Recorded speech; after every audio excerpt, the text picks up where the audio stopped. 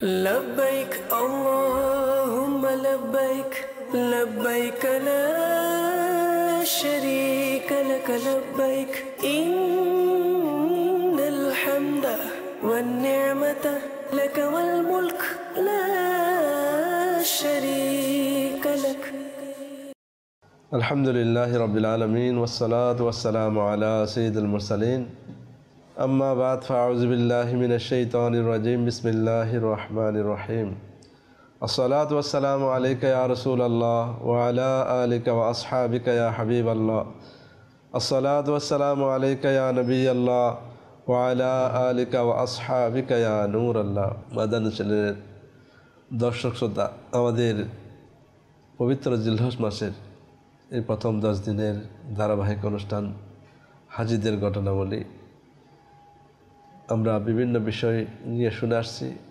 আজকেও আমরা মদিনা মুনাওয়ারার শান মান এবং রাসূল পাক সাল্লাল্লাহু আলাইহি ওয়াসাল্লামের দয়ার বিষয়ে শুনব ইনশাআল্লাহ। এর পূর্বে আমরা দরুদ শরীফ এর বরকত এবং ফজিলত সম্পর্কে শুনব, যাতে আমাদের অন্তরে দরুদ শরীফের মহব্বত ভালোবাসা সৃষ্টি হয় এবং আল্লাহ তাআলার অফুরন্ত দয়া মেহেরবানি আমরা অর্জন করতে সফল কাম হয়ে যায়। রাসূল করিম রউফুর রহিম সাল্লাল্লাহু তাআলা আলাইহি ওয়াসাল্লাম একটা হাদিসে পাক শুআবুল ঈমান কিতাবের মধ্যে একটি হাদিস বর্ণিত রয়েছে।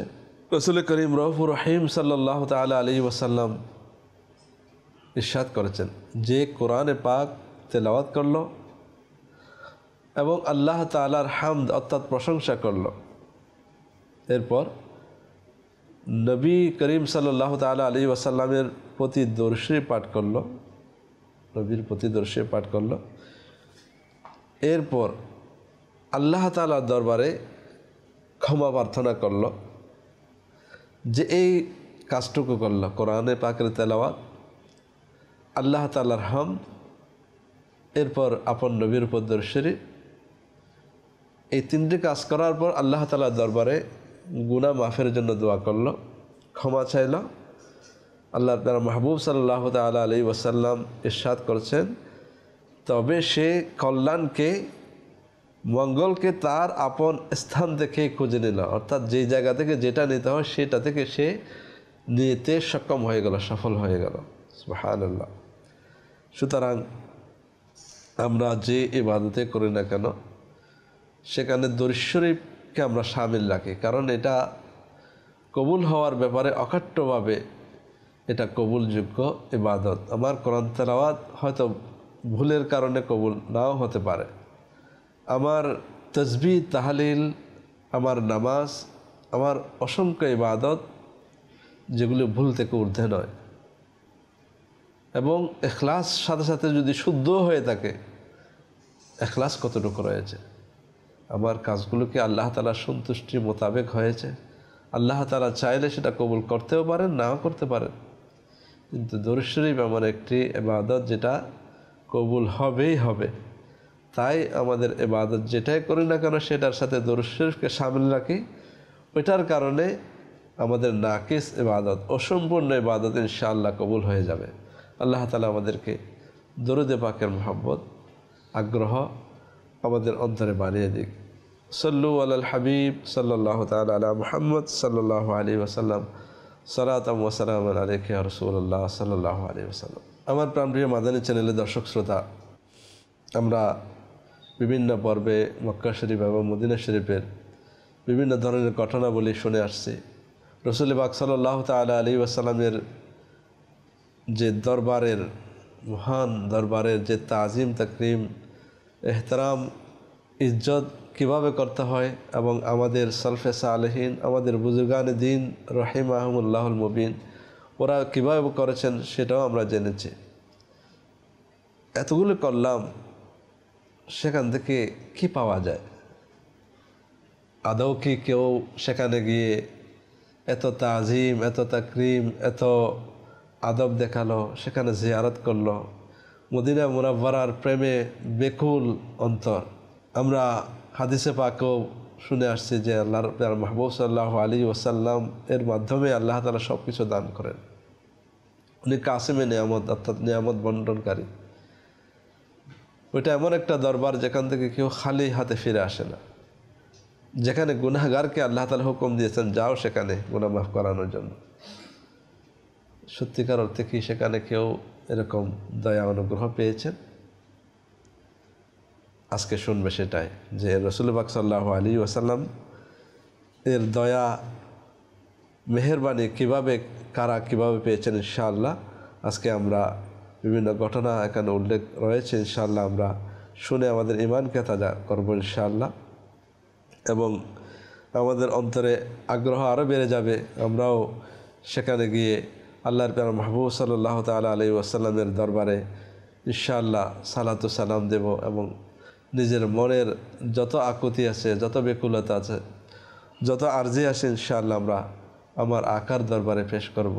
মনে রাখবেন, এটা আল্লাহ তাআলাকে বাদ দিয়ে রসুলের দরবারে কেন যাব? মূলত হাদিস সেটাও আবার উল্লেখ করি, ইন্নামা আনা কাসিমুন ওয়াল্লাহু ইয়াতি, মূল দাতা আল্লাহ। আল্লাহ তাআলা ব্যতীত কেউ একটা পানির ফোঁটাও দান করার ক্ষমতা রাখেন না। আল্লাহ তাআলার ক্ষমতা যেটা যে কেউ দেননি, সেটা ছিল, আছে, থাকবে, সেটা কখনো ধ্বংস হবে না। আল্লাহ তাআলা কারো মুহতাজ নন। আমার নবী রাহমাতুল লিল আলামিন সাল্লাল্লাহু তাআলা আলাইহি ওয়া আলিহি ওয়াসাল্লাম, ওনার শান হচ্ছে যে শান আল্লাহ তাআলা বাড়িয়েছেন, ওয়া রাফা'না লাকা যিকরা, মহান শানের অধিকারী।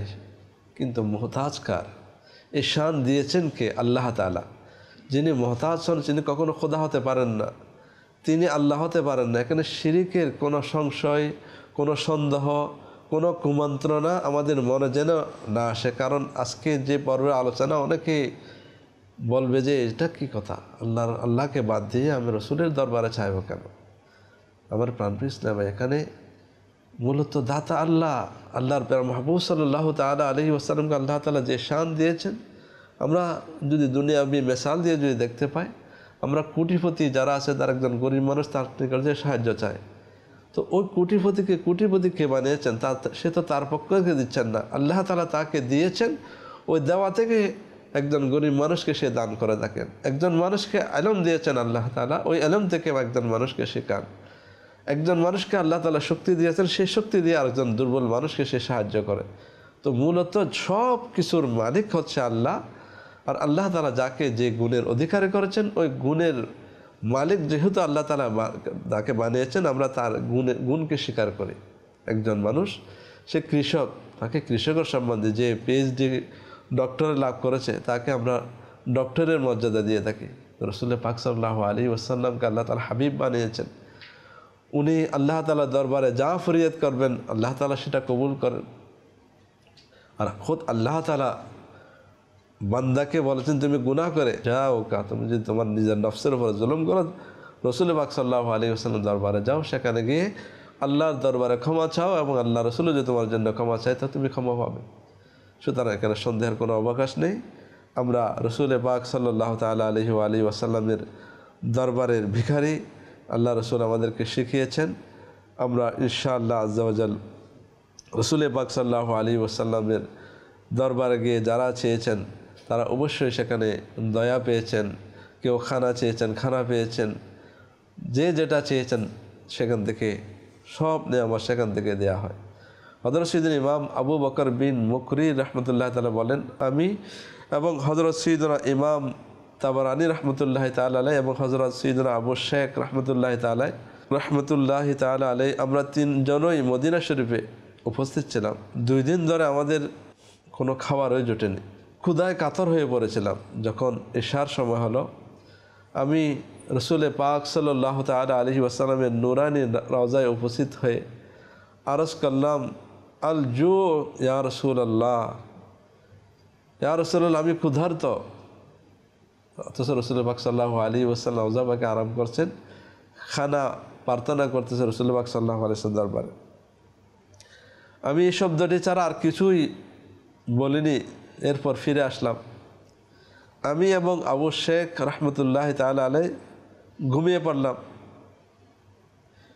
আর তাবারানী রাহমাতুল্লাহ তাআলা আলাইহি বসে কারো আগমনের অপেক্ষায় ছিলেন। এমন সময় কেউ আমাদের ঘরের দরজায় কড়া নাড়া দিল। আমরা দরজা খুলে দিলে এক আলবী বংশের, আলবী বলা হয় হযরত আলী রাদিয়াল্লাহু তাআলা আনহুর যারা ইমাম হোসেন রাদিয়াল্লাহু তাআলা, হাসান রাদিয়াল্লাহু তাআলার মাধ্যমে যে আওলাদ এসেছে এদেরকে সৈয়দ জাদা, অর্থাৎ আমরা সৈয়দ বংশজ বলি। আলী রাদিয়াল্লাহু তাআলা আনহুর অন্য স্ত্রী অর্থাৎ মা ফাতেমা জাহরা রাদিয়াল্লাহু তাআলা আনহা যতদিন ছিলেন উনি অন্য কোনো ওনার জন্য বিয়ে শাদী করেন। এরপর অন্য শাদী করে অন্য স্ত্রী থেকে যে সন্তান যারা জন্মগ্রহণ তাদেরকে আলভী বলা হয়। তো এক আলভী বংশের বৃদ্ধ নিজের দুইজন সেবককে সাথে নিয়ে ঘরে প্রবেশ করলেন। দুজনের কাছে খাবার ভর্তি একটি পাত্র ছিল। সেই আলভী বংশের বৃদ্ধটি বললেন, আপনারা হয়তো নবী করিম সাল্লাল্লাহু তাআলা আলাইহি ওয়াসাল্লামের দরবারে ক্ষুধার কথা আরজ করেছিলেন, কারণ আমি নবী করিম রউফুর রহিম সাল্লাল্লাহু তাআলা আলাইহি ওয়াসাল্লামের দিদার দ্বারা আমি ধন্য হয়েছি। হুজুর পুণ্য সাল্লাল্লাহু তাআলা আলাইহি ওয়াসাল্লাম আপনাদের ব্যাপারে আমাকে ইরশাদ করলেন, তাদের খাবারের ব্যবস্থা করো।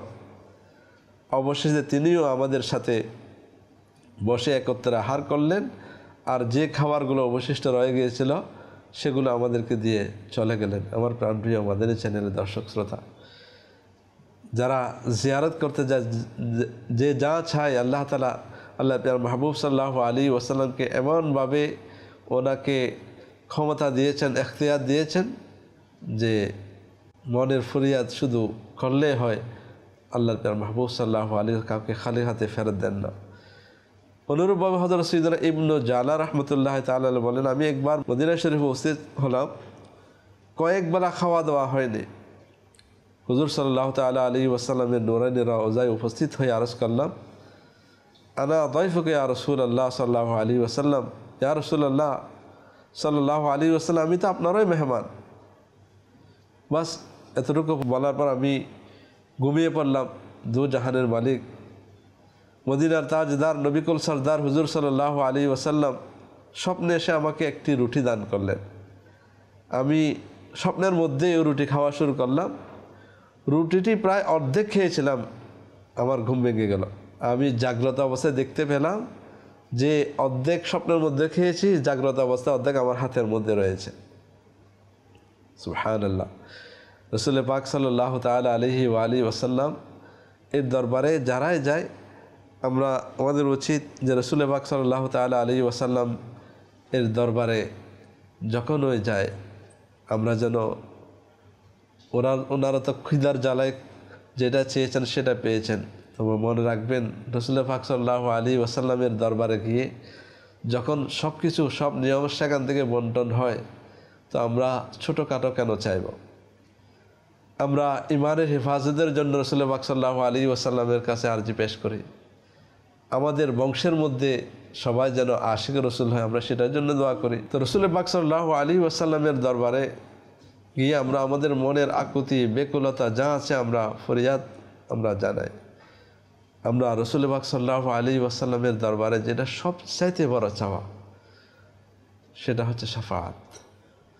যখন ওই হাজিরে হয়, আমরা আল্লাহর প্যারা মাহবুব সাল্লাল্লাহু আলাইহি ওয়াসাল্লামের দরবারে আরজি পেশ করি, আসআলুকা শাফাআতা ইয়া রাসূলুল্লাহ, আসআলুকা শাফাআতা ইয়া রাসূলুল্লাহ। আমার আমির আহলে সুন্নাত দামাত বারাকাতুহুল আলিয়া, উনি রফিকুল হারাইমানের মধ্যে আমাদেরকে এভাবে তরগিব দিয়েছেন, যখন রাসূল পাক সাল্লাল্লাহু আলাইহি ওয়াসাল্লামের দরবারে সালাম আরজ করার পর আল্লাহর প্যারা মাহবুব সাল্লাল্লাহু আলাইহি ওয়াসাল্লামের দরবারে ফরিয়াদ, এটাই তো আসল ফরিয়াদ, আসআলুকা শাফাআতা ইয়া রাসূলুল্লাহ, আসআলুকা শাফাআতা ইয়া রাসূলুল্লাহ। রাসূল পাক সাল্লাল্লাহু তাআলা আলাইহি ওয়াসাল্লামের দরবারে শাফাআত দিদারের জন্য ভিক্ষা চাই। আলা হযরত রাহমাতুল্লাহি তাআলা আলাইহি, উনি প্রথমে হজে গিয়েছেন, এরপরে দ্বিতীয়বার যখন হজের মধ্যে গিয়েছেন, মদিনা মুনাওয়ারা হাজিরে নসিব হলো। সেখানে রাসূল পাক সাল্লাল্লাহু আলাইহি ওয়াসাল্লামের দিদার ওনাদের কতবার নসিব হয়েছে, স্বপ্নের মাধ্যমে, খাবের মাধ্যমে, যে সশরীরে দেখার জন্য যখন আরজি পেশ করলেন। জিয়ারত হচ্ছে না, যখন নাত লিখে যখন আরজি পেশ করলেন রাসূল পাক সাল্লাল্লাহু আলাইহি ওয়াসাল্লামের সশরীরে জাগ্রত অবস্থায় রাসূল পাক সাল্লাল্লাহু আলাইহি ওয়াসাল্লাম দিদার সেখানে নসিব হয়ে গেল। এই জন্য আল্লাহর প্যারা মাহবুব সাল্লাল্লাহু আলাইহি ওয়াসাল্লামের দরবারে হাজিরি করতে গিয়ে অনুগ্রহ পায় না, দয়া পায় না এমন কোনো আশিক রসুল হতে পারে না সেটা। কিন্তু অনেকে মনে করেন আমি তো গিয়েছি, আমি তো কিছু পেলাম না, তো এটা আমার দোষ, এটা রসুল পাক সাল্লাল্লাহু আলাইহি ওয়াসাল্লামের দয়া। হয়তো আমরা জাহিরিভাবে দেখি না, কিন্তু কত দয়া যে আমাদের উপর করেছে আমরা নিজেই জানি না। কিন্তু প্রত্যেক জিয়ারতকারী যারা গেছেন তারা একটাই কথা বলে, মদিনার মধ্যে যে শান্তি পুরো দুনিয়াতে কোথাও নাই। এই কথাটা তো স্বীকার অবশ্যই করেন। কিন্তু রসুল পাক সাল্লাল্লাহু আলাইহি ওয়াসাল্লামের দরবারে অনুগ্রহ, একজন হাজী সাহেবের ঘটনা আমির আহলে সুন্নাত দামাত বারকাতুহুল আলিয়া আশিকান রসুল 130টি ঘটনার মধ্যে উল্লেখ করেছেন। এক দিওয়ানা, এক হাজী দল সেখানে আসলো হজ করে, তো এক দিওয়ানাও সেখানে উপস্থিত হলো। তো একজন হাজী সাহেব সে ওই দিওয়ানাকে, যে মদিনার দিওয়ানা ছিল, প্রকৃত দিওয়ানা, তাকে বলল, মদিনা শরীফ থেকে তুমি কোনো সনদ পেয়েছ? তো বলছে আমি তো কোনো সনদ পাইনি। সে নিজে একটা কাগজ লিখে তাকে দেখাল, দেখো আমি সনদ পেয়েছি। কি সনদ? সেখানে তোমার ক্ষমা হয়ে গিয়েছে। অথচ তাকে একটু, সে অত্যন্ত দিওয়ানা ছিল, তাকে একটু তিরস্কার করার জন্য, তাকে করার, ঠাট্টা মস্কারি করার জন্য এই কাগজটা লিখে তাকে দেখালো, দেখো রসুল পাক সাল্লাল্লাহু আলাইহি ওয়াসাল্লামের দরবার থেকে আমি সনদ পেয়েছি, তুমি কি পেয়েছ? দিওয়ানা তো দিওয়ানাই, আমি তো গেলাম, আমি তো পেলাম না। উনি তো পেয়ে গেলেন, হাই আমার কি হবে, আমি কেন পেলাম না? এই কথা বলতে বলতে বলতে বলতে সে দিওয়ানা মতো ছুটে গেল, আমি মদিনা যাবো, আমি সনদ দিব, আমি কেন পেলাম না? দিওয়ানা তার দিওয়ানার মধ্যে ছিল। হঠাৎ করে একটা বাস এসে সেখানে দাঁড়িয়ে গেল। বাস এসে বলল, ওই আশেক যে দিওয়ানা ছিল তার মুলতান বাড়ি, সে বলল, এখানে একটা বাসওয়ালা যে কন্ডাক্টর ডাক দিল, মদিনা 3 রুপি, মদিনা 3 রুপি, মদিনাতে। সে মদিনার কথা শুনে দৌড়ে বাসের মধ্যে উঠে গেল। উঠে কিছুক্ষণ পর কন্ডাক্টর বলছে, মদিনা এসে গেছে, নামো নামো। সে দেখলো যে সত্যিকার মদিনা চলে আসছে। রসুল পাক সাল্লাল্লাহু আলাইহি সবুজ গম্বুজ রওজা পাকের দরবার হাজিরা সালাম আরজ করলো, ইয়া রাসূলুল্লাহ, দিওয়ানা তো সনদ পেয়েছে, আমি তো পেলাম না, আমাকে সনদ দিয়ে দিন। এই কথা আরজ করতে করতে করতেই কিছুক্ষণ পর দেখলেন তার বুকের উপর একটা কাগজের টুকরো এসে পড়লো, যেখানে লেখা ছিল তোমার ক্ষমা হয়ে গেছে। সে তো পেয়ে খুশি হয়ে গেল, এবং যখন ফিরে আসতে চাইলো সে কোথায় কেমনে যাবে, আবার দেখতে পেলো বাস আবার এসে হাজির, 3 rupees 3 rupees, Multan Multan 3 rupees. সে বাসে উঠে গেল। এই ঘটনাটা ওই হাজী সাহেবরা যেখানে ছিল, তারা থাকতে থাকতে মাত্র কিছুক্ষণের মধ্যে ঘটনা ঘটেছে। সে 3 রুপি দিয়ে গেল, 3 রুপি দিয়ে ফিরে এসে ওই হাজীদের দ্বারা তাকে দেখিয়েছিল সনদ, নকল সনদ যেটা। সে বলে, দেখো আমিও মদিনা শরীফে গিয়েছি, আমাকে রসুল পাক সাল্লাল্লাহু আলাইহি ওয়াসাল্লাম সনদ দিয়ে দেখো। ওই হাজী যে তিরস্কার বা ঠাট্টা মস্কারি করার জন্য দেখেছিল, সে আফসোস করলো, তার কাছে ক্ষমা চাইলো, সবাই কান্নাকাটি শুরু করে দিল। সত্যিকার দিওয়ানা, সত্যিকার মহব্বত, সত্যিকার রসুল পাক সাল্লাল্লাহু আলাইহি ওয়াসাল্লাম মহব্বত নিয়ে যে চাওয়া হয়, আল্লাহ রসুল সাল্লাল্লাহু তাআলা আলাইহি ওয়াসাল্লাম দরবারে কেউ ফিরে আসেন। তাই রসুল পাক সাল্লাল্লাহু আলাইহি ওয়াসাল্লামের দরবারে যখনই যাওয়ার সৌভাগ্য হয়, সেখানে মন ভরে, সেখানে কেনা কেটা, আমরা অনেক হাজীদের সেখানে দেখা যায় বাস মদিনা শরীফে গিয়ে নামাজ কালাম ইত্যাদি করে এরপরে বাস সময়টুকু মার্কেটের মধ্যে বিভিন্ন জায়গায় ঘোরাফেরার মধ্যে আমরা কাটিয়ে দিই। এটা না করে, এটা দুনিয়াতে অনেক মার্কেটিং করার, শপিং করার অনেক জায়গা আছে। হ্যাঁ, বলবো এতটুকু যে আমি যখন ফিরে আসবো, আমার যে তৌফিক থাকে, মদিনা শরীফের তাবারুক যেগুলো রয়েছে, খেজুর বা বিভিন্ন ধরনের এগুলো 2-1টা জিনিস, এটা আমরা সময় বের, এটা কতক্ষণ সময় লাগে, কিন্তু আমাদের সফর সেখানে হয় কম দিন। হজের মধ্যে হয়তো 8 দিন কাফেলাওয়ালারা সময় দেয়, বাকি সময় মক্কা শরীফে বা বিভিন্ন জিয়ারতের মধ্যে চলে যায়। আমরা যে জিয়ারতের যে জায়গাগুলো আছে সেগুলো আমরা জিয়ারত করে আসলাম। বাকি সময়গুলো বিশেষ করে রাতে, গভীর রাতে তাহাজ্জুদের সময় আমরা সেখানে গিয়ে একটু হাজিরা দিয়ে মন খুলে সবুজ গম্বুজকে সামনে নিয়ে আমরা যদি মন করলে আল্লাহ রসুলের দরবারে ফরিয়াদ করি, আল্লাহর কাছে চাই, সেখানে চাইলে কি পাওয়া যায়। আল্লাহ তাআলা আমাদেরকে তৌফিক নসিব করুক, আমাদেরকে বারবার যাওয়ার তৌফিক নসিব করুক। তো আরজ করবো মাদানী চ্যানেল দর্শক শ্রোতা, যে রসুল পাক সাল্লাল্লাহু তাআলা আলাইহি ওয়াসাল্লাম এর দরবার হচ্ছে সেখানে করুণা, অনুগ্রহ, মেহেরবানি পাওয়ার জায়গা।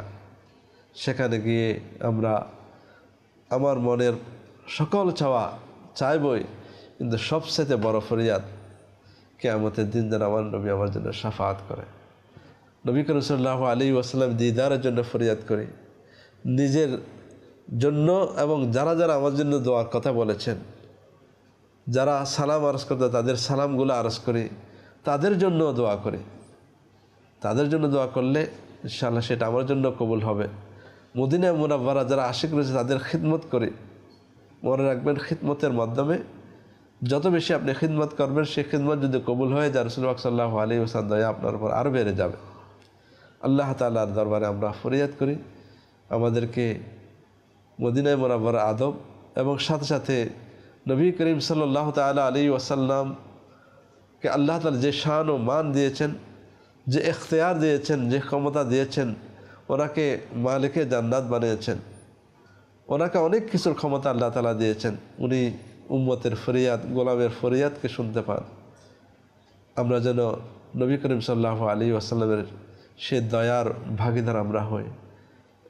আল্লাহর দরবারে ফরিয়াদ সবচেয়ে বড় ফরিয়াদ। আল্লাহর প্যার মাহবুব সাল্লাল্লাহু আলাইহি ওয়াসাল্লামের শাফাআতের মাধ্যমে জান্নাতুল ফিরদাউসে নবী করিম সাল্লাল্লাহু আলাইহি ওয়াসাল্লামের প্রতিবেশিত্ব যেন আমাদের নসিব হয়ে যায়। আল্লাহ তাআলা আমাকেও নসিব করুন, আপনাদেরকেও নসিব করুন। আল্লাহ তাআলা আমাদের ফরিয়াদকে কবুল করুন। আমিন বিজাহি নবীল আমিন সাল্লাল্লাহু আলাইহি ওয়াসাল্লাম। সাল্লু আলাল হাবিব সাল্লাল্লাহু তাআলা আলা মুহাম্মদ সাল্লাল্লাহু আলাইহি ওয়াসাল্লাম। لبيك اللهم لبيك لبيك لا شريك لك لبيك إن الحمد والنعمة لك والملك لا شريك